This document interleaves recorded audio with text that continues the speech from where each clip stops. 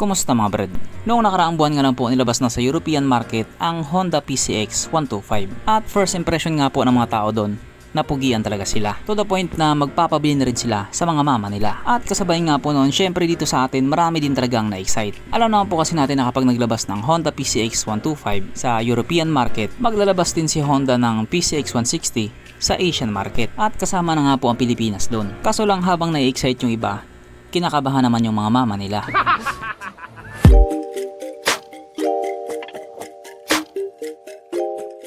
Pero syempre bago tayo magpatuloy, kung bago ka pa lamang napadpad dito sa aking walang kwentang channel, huwag ka na mag-subscribe. So yun na nga, kung matatandaan nga po natin last month, nilabas na nga po sa European country or sa European market ang pinakabagong Honda PCX 125. Yes po, 125cc po yung nasa kanila. Hindi ko lang sure kung yun na ba yung allowed sa kanila. Kasi kadalasan talaga sa mga beginner doon nagsisimula sa 125cc. At makalipas nga lang po ang isang buwan, tuloy na nga pong nilabas ang Honda PCX 160 sa Indonesia.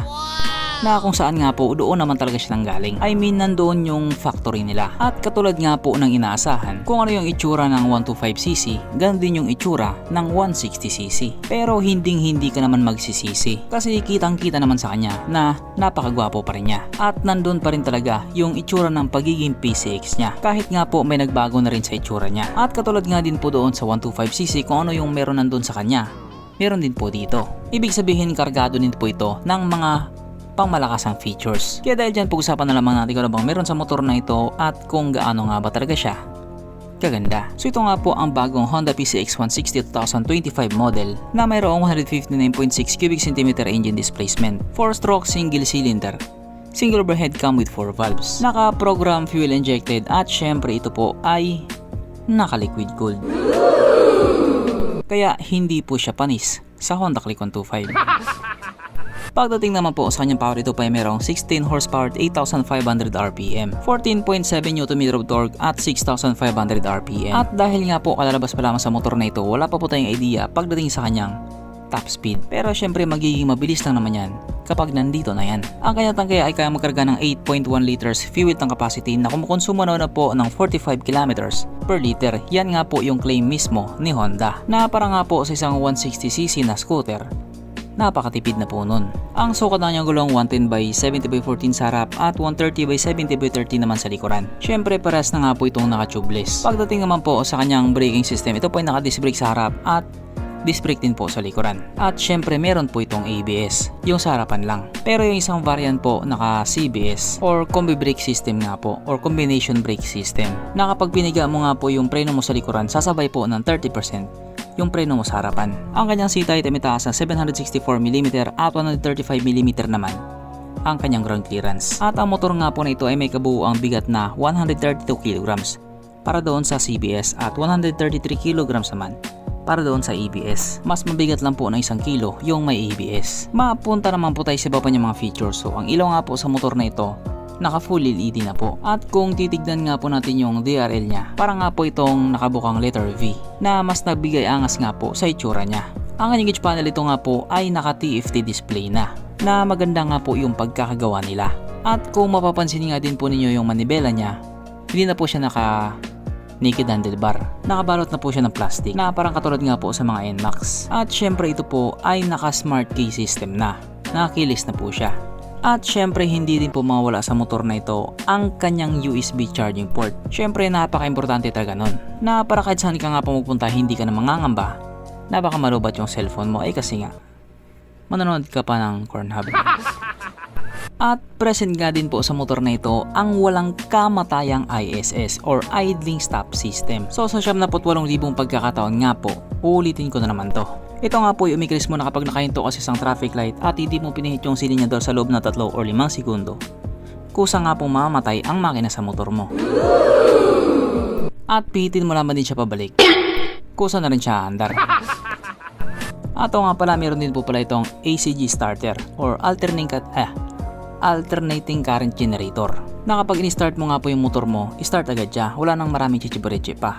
Kumbaga smooth lang yung pagpapaandar mo sa kanya. At meron din po itong smart connectivity or yung kanilang Honda Road Sync app na i-connect mo nga yung cellphone mo through Bluetooth doon sa kanyang dashboard para kung sakaling may ganap sa cellphone mo makikita mo na agad siya doon sa monitor mo. Hindi mo na kailangang i-touch yung cellphone mo. You touch yourself na lang. Pero dito, hindi mo na kailangang i-touch yung self mo. Sapagkat nandito na nga po tayo sa excited na part. Ang kanyang mga suspension. So sa harapang bahagi nga po ito ay ginamitan ng telescopic fork. At sa likuran naman ito po ay gumagamit ng dual shock absorber na may subtank. Na ayon nga po sa mga taong nakagamit sa motor na ito, maganda ang bounce.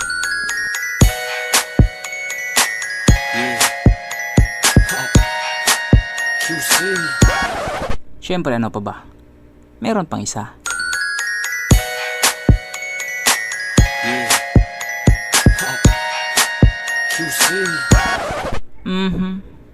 Panigurado. Wala na namang nalungkot. At dahil wala nga pong nalungkot, alamin na po natin kung present nga ba sa motor na ito yung tatlong pinaka-importanting features. So, una na nga po dito ang kanyang lagayan ng istalyon at good news mga brad. Meron siyang ganon.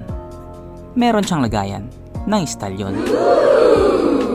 Kaso lang wala po siyang sabitan ng pulutan. At oras na nga po para sa ating Red Horse check ang pinaka-importanting feature sa isang motor. At ayon nga po sa aking masusing pag-aanalisa, ang motor na ito ay kayang magkarga ng isang kahong Red Horse at kasya pa isang kahon sa kanyang underseat compartment.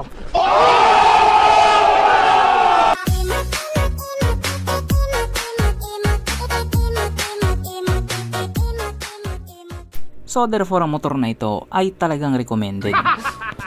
So bale itong motor nga po na ito ay meron pong tatlong variant. Ito nga po yung CBS, ABS at yung road sync. So dyan nga po sa tatlo na yan, pipiliin mo lang talaga dyan kung alin ba talaga yung nababagay sa'yo. Kung sa tingin mo okay na sa'yo yung CBS lang, o yun yung piliin mo. Or di naman kaya mas gusto mo yung may ABS, o yun din yung piliin mo. Or kung gusto mo naman yung may smartphone connectivity or road sync, mukhang mag-uusap muna kayo ng mama mo. Kasi nga po sa kanilang tatlo, yun po yung may pinakamataas na presyo, yung road sync na type, na nagkakaraga nga po ng 40,350,000 Indonesian rupiah, na kung i-convert nga po natin into Philippine peso, ito po ay papatak ng 147,000 pesos.